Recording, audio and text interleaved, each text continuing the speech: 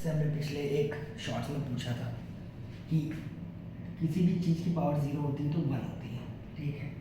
चाहे वो के की पावर ज़ीरो हो वन होगी, 98 की पावर ज़ीरो हो वन होगी, 100 की पावर ज़ीरो हो वन होगी, 1,00,000 की पावर ज़ीरो हो वन होगा, ठीक है। तो वन की पावर ज़ीरो भी वन होनी चाहिए, ठीक है। तो वन की पावर ज़ीरो अगर वन है मीन्स वन को मैं वन की पावर वन लिख सकता हूँ, ठीक है। तो वन वन क्या है, बेस। बेस अगर सेम है तो पावर क्या है, इक्वल होनी चाहिए, ऑल्सो इक्वल, ठीक है। तो बेस सेम है तो पावर इक्वल होनी चाहिए, मतलब जीरो। तो पावर तो इक्वल नहीं है, जीरो तो वन के बराबर नहीं होता, ठीक है।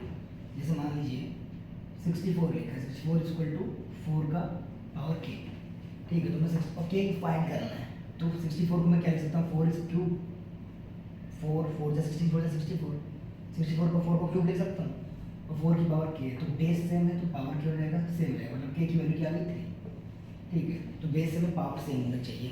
बट यहाँ in case of one, one में क्या हो रहा है, बेस सेम है बट पावर सेम नहीं है, तो क्यों नहीं है, यही मैंने क्वेश्चन पूछा था पिछले शॉर्ट्स में, वो आज हम डिफाइन करेंगे या मान लीजिए हम प्रूव कर सकते हैं, ठीक है। 0 इक्वल टू 1 नहीं होना चाहिए, ठीक है, अनसेटिस्फाई कर रहा है ये, बट क्यों कर रहा है, ठीक है, क्यों कर रहा है। जैसे मान लीजिए लेट अस सपोज कि x की पावर n1 है इक्वल टू x की पावर n2 है, ठीक है। तो बेस सेम है, बेस सेम तो पावर भी क्या होनी चाहिए, इक्वल, n1 और n2 बराबर होना चाहिए, ठीक है।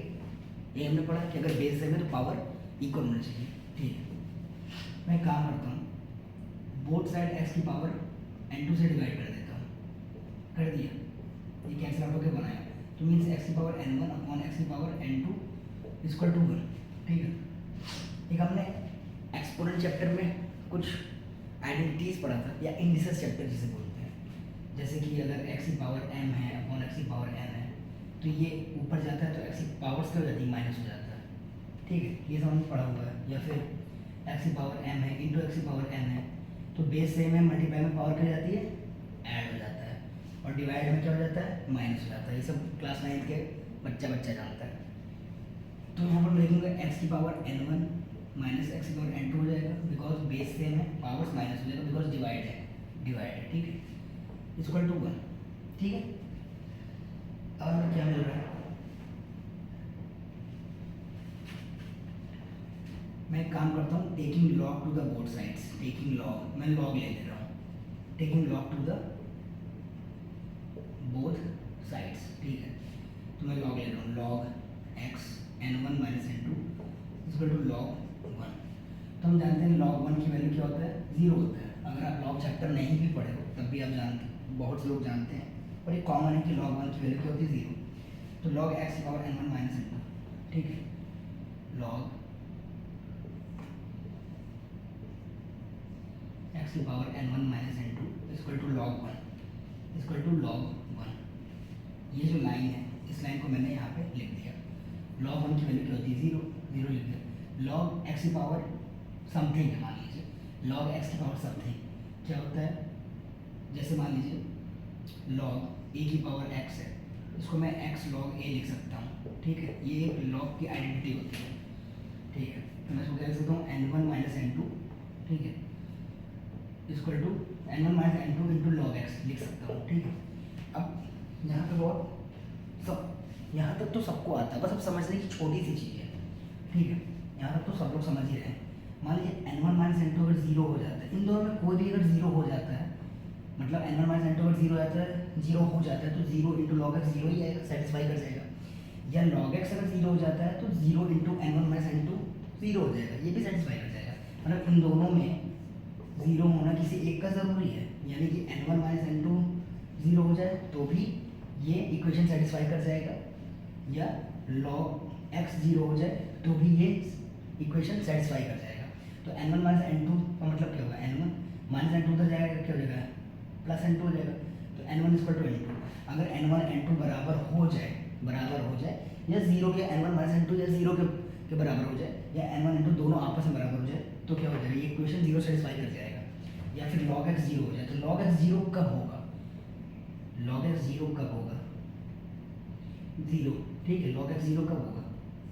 जब हम x की जगह 1 पुट कर दें, बिकॉज log 1 0 होता है, ये हमने बताया हुआ है। log 1 क्या होता है? 0 होता है।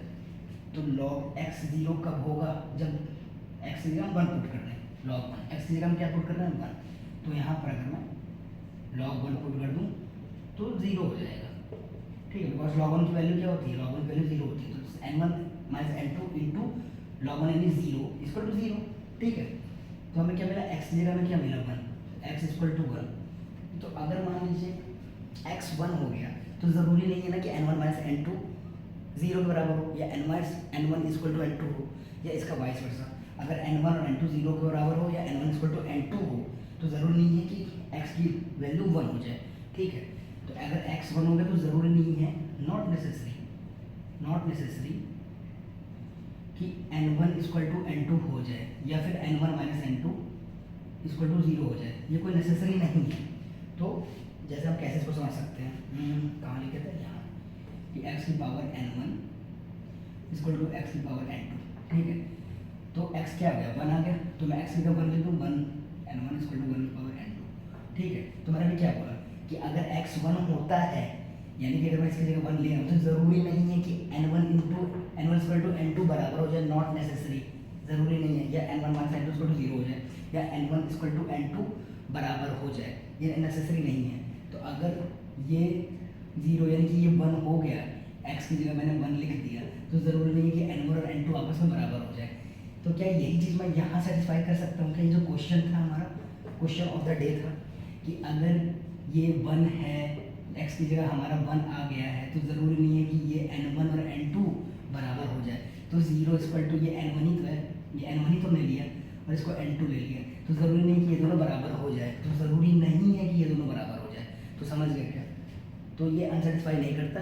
ओवरऑल ये मतलब है कि लॉ ऑफ एक्सपोनेंट जो है वो 1 के केस में बराबर नहीं होता, बाकी हर केस में हो जाता है। और 1 के केस में बराबर क्यों नहीं होता, ये इसकी प्रूविंग है, ये इसको आप इजीली देख सकते हैं क्यों नहीं होता बराबर, ठीक है। तो आज के लिए इतना ही। अगर आपको नहीं समझ में आया या फिर कुछ भी है तो आप मुझे कमेंट में पूछें, मैं फिर से बता दूंगा।